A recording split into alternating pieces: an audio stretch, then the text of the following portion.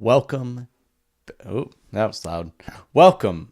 Oh, even louder. Okay, hold on. Hold up. Welcome back, everyone.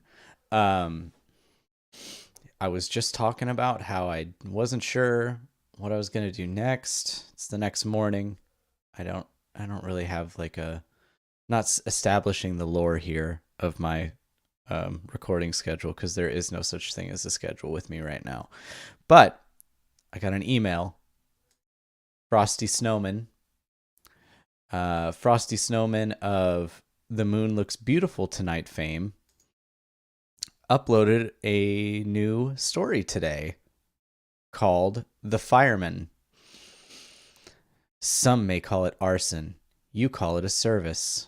The Fireman was made in only 2 hours. Yeah, exclamation points for real. For the week 89 weekly game jam. The theme was arson. A terribly simple game about a person burning things, boasting an astounding one ending. See if you can get them all. Well, I'm pretty good at these games. Pretty good. So I'm hoping I can get the one ending. Let me just turn this back up now that I'm not yelling. So it was kind of cool. Just that get an email in the morning that, hey, there's a game. There's a game you can play. FrostySnoman. So I'm excited. I liked The Moon Looks Beautiful Tonight. That was a good game. So we'll do it again. Let's do it. These days, people have gotten very good at labeling things. They would label you a freak. They'd say you're just misunderstood. They would label you dangerous. You'd say you're just thorough. They would label what you're about to do arson. You'd say it's just a service. Well, let's go with misunderstood. Children always have their interests. You remember Cindy, the brown-haired girl from your primary school, who was obsessed with horses. You remember Timothy, the dark-haired boy from high school who would drop you details about any sports player at the drop of a dime. You'd have trouble not remembering the scores of people obsessed with the occult and the supernatural because that was the quote-unquote cool thing back then.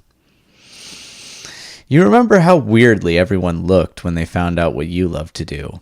Apparently, setting fires is not an acceptable pastime for children. Let's go with thorough. You remember why you have to be thorough, don't you? You worked as a janitor for a while at some place called Lucid Dream Entertainment. Lucid Dream Entertainment. Is that, Oh no, I'm thinking of Lucid Dream Simulator, my bad. The way they walked, talked, and looked at you disgusted you. They acted like they were gods among mortals, and you were little more than a rodent to them. One day, one of them stepped too far, didn't they? They snapped at you, complained you weren't doing your job, said you needed to be more thorough. And you took that on board, didn't you?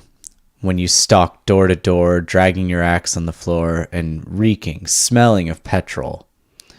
Doing a whole new kind of cleaning. When you came across someone who shouldn't be there. Don't let anyone say you weren't thorough. You'd say it's just a service. Fire is a good thing, despite what most people say. It purifies what we don't want. But luckily for you, some people share your passion. They understand you. Sometimes people need things burnt. Sometimes it's vengeance. Other times it's some insurance scheme they have set up. They're cowards, though, afraid of being caught. Not you, though. You make a pretty penny for your work. But today you have something unique. An older house in the middle of nowhere. The owner wanted it gone. They said they wanted to get rid of old memories. You didn't ask. I always right-click on accident. Inside the main room of the house, you can see so much. There's a set of ancient stairs left to decay and stain with time that lead to a decrepit second story. There are multiple rooms on the first floor, which almost all loop into each other. You know you need to get started with the sitting room, but you catch your reflection in a dusty, cracked mirror. You reach up and wipe away the dust with your gloved hand, admiring your visage. The hands that twinkled like dying embers look back at you from behind the charred mask, a mask that's charred and smothered in ash, the burns that seem to creep slowly along your neck, threatening to strangle you.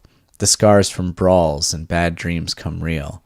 The smile, drawn onto your mask in charcoal, the smile that feels so real. Inside the main room of the house, you see so much. Okay, so we're obviously a very sort of theatrical arsonist. We have like our whole getup. We dress up in a mask and, draw a smiley face and charcoal on it. It's very interesting. Sitting room. You step into the sitting room, letting out a sigh and taking in the sight. Furniture covered in tarps, looking like cheap dollar store ghosts you'd see on Halloween. An old TV, the screen shattered like it was bashed in with a hammer. You know what that feels like, don't you?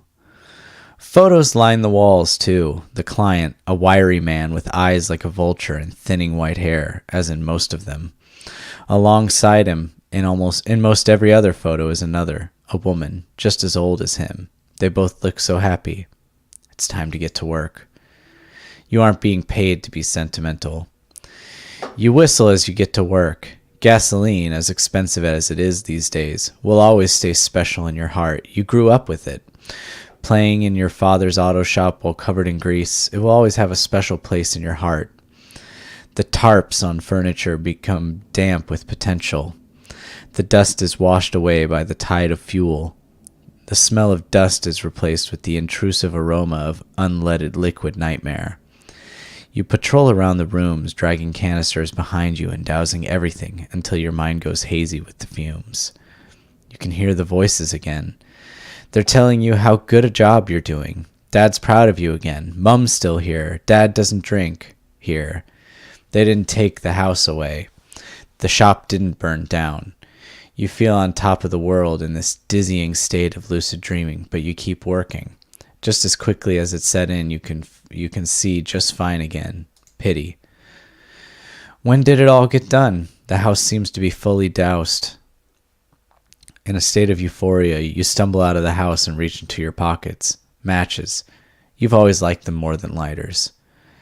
Now's the best part. The house goes up brilliantly. A picture-perfect portrait, painted with purely petrol, a prelude to payment and perfection.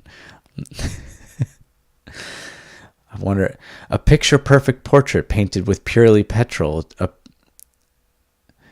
A picture-perfect portrait painted with purely petrol, a prelude to payment and perfection. I mean, you got 2 hours, but you got time to put an alliteration in there. Why not?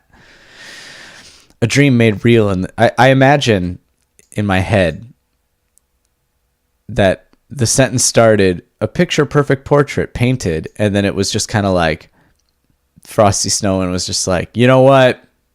Let's just do it. Let's make the whole thing an alliteration. It's good, though. I like it. It just creeps in there. A dream made real, in the crimson flames licking at the sky like tendrils from an angry god from far below. You're going to set the stars above on fire. You practically skip away, ducking into your truck, and struggle to start it. No issue for you. You're more than happy to watch a little while longer. All right, and thanks for playing. This game was made in 2 hours for the Week 89 Weekly Game Jam. The theme was Arson.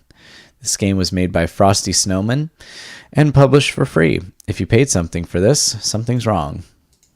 Well, that's nice to put in there. So yeah, obviously 2 hours is not a lot of time. So that's about the length you'd expect in a 2 hour situation. Even though people think like Twine games just come together really quick, they sometimes don't realize that it takes a while longer to write than you'd think sometimes. But definitely fits the theme. If the theme is arson, that fits the theme of arson. And there's just enough little things in there to sort of flesh out this character that we're playing. Enough so that you your brain is kind of filling in the blanks. I don't want to like project something like, I wish there was more of, like, okay, let me just say it and then I'll correct it after. But let me just say that I wish there was more of an arc in the story, but given that it was written in 2 hours, it's kind of like, I get it. That's not, I'm just saying, if this were like a fully fleshed out Twine story, that would be the thing that I'd want from it, is some kind of arc for the character, whether that be just redemption or just even digging even further or whatever. But I understand it was made in 2 hours, and I'm not going to sit here and be like, come on, you had 2 hours. But very cool. I find it interesting that it's another game involving a car. Like a car is kind of a central thing. There was a car accident that opened up the previous FrostySnoman. I don't know. I'll see if the next FrostySnoman has a car in it. I seem to recall, maybe I'm just filling in the blanks here with my brain, but I feel like I remember there being some kind of mention of petrol or something like that in the previous one. Anyway, cool game. FrostySnoman is like starting to be one of these people I'm glad I started following, because I'm excited to see what other stuff FrostySnoman is going to make. It's cool. Cool horror Twine game. Given the time limit, putting some extra little things in here like the red text and the shaky text and the faded away, out of focus text while your character is kind of dizzy and in a dream state. Love that kind of stuff, just because you have some tools to sort of set the theme in Twine, and that's a cool way to do it. So thought it was great, especially for 2 hours. What more could you want in a story like that? I would be excited to see, what was the previous one also made in a really short time? 5 days. Yeah. So I'm excited. I would be excited to see FrostySnoman work on something for, like, let's say like a month. I want to see the month-long FrostySnoman game. Just because the writing is always so solid and so consistently good. And like, it isn't like, this is going to sound like a negative, but it isn't. It's like, it's so readable. It feels almost like there's no style to it, even though there is, just because it's so readable and it gives you the details so well that the writing itself just fades to the background, which is really cool. But when you actually do pay attention to it, like, it's just really well written. That's what it is. So I'm excited to see more from FrostySnoman. So glad to wake up and just check my email and see, hey, there's a new FrostySnoman game out. I was excited to see that. So, like this one. I actually think I like this one just as much as the Moon. Yeah, I would say just as much. The Moon was a little more surreal, and I like those elements. This one I felt was more a more developed character. And so it was cool to see FrostySnoman develop a character, which was something I didn't get to see in the previous story, and really develop that characterization even in a short time like this. So anyway, that's enough ranting from me, but check it out for yourself. Link will be in the description as always. And give FrostySnoman some love. He's fighting the good fight here, making some cool stuff. So anyway, I will see you guys in the next one. Have a good one.